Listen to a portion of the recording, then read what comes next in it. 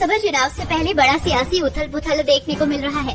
करीब 4.5 साल तक बीजेपी की गठबंधन सहयोगी के रूप में सत्ता में रही किंग मेकर जननायक जनता पार्टी के 4 विधायक पार्टी छोड़कर चले गए हैं, जबकि 3 विधायकों ने पार्टी से दूरी बना ली है।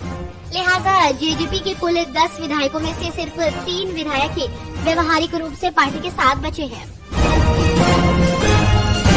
हरियाणा में विधानसभा चुनाव से पहले ही विधायकों की डिमांड बढ़ गई है। सिरसा से एचएलपी के विधायक गोपाल कांडा की पार्टी के साथ जहां हाल ही में बीजेपी ने गठबंधन किया है, तो वहीं अब दुष्यंत चौटाला की पार्टी जेजेपी के 3 विधायकों के स्वागत के लिए कांग्रेस भी तैयार है। इन विधायकों ने चुनाव की घोषणा के बाद पार्टी छोड़ी है।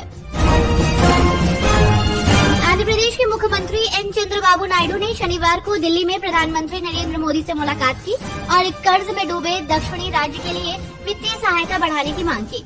इसके साथ ही उन्होंने केंद्रीय वित्त मंत्री निर्मला सीतारमण से मुलाकात की। इसमें राज्य से संबंधित कई मुद्दों पर चर्चा की।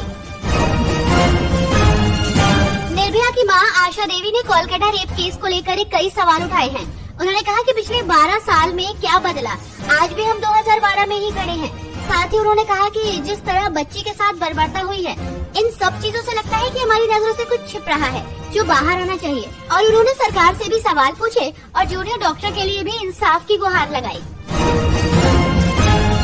बदहाली के दौर से गुजर रही बेंगलुरु की एआई कंपनी के सीईओ का पासपोर्ट चोरी हो गया है। उन्होंने पुलिस को शिकायत दी है। आरोप लगाया है कि छटनी से नाराज कंपनी के किसी पूर्व कर्मचारी ने ही ये हरकत की है।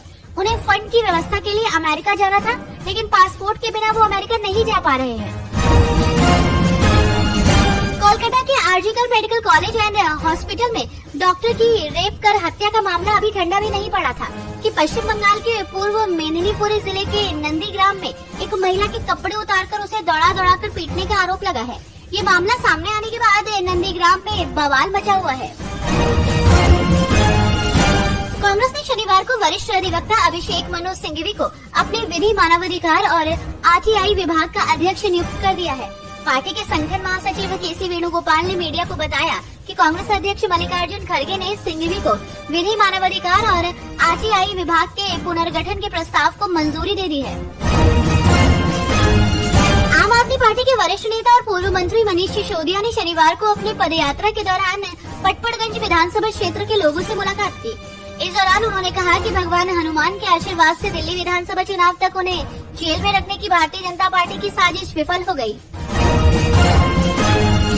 भारतीय जनता पार्टी एक बार फिर देश में सदस्यता अभियान चलाने वाली है। ये अभियान अगले महीने 1 सितंबर से शुरू होगा। बीजेपी के राष्ट्रीय प्रवक्ता और सांसद संबित पात्रा ने बताया कि इस सदस्यता अभियान के दौरान 10 करोड़ से ज्यादा लोगों को पार्टी से जोड़ने का लक्ष्य रखा गया है।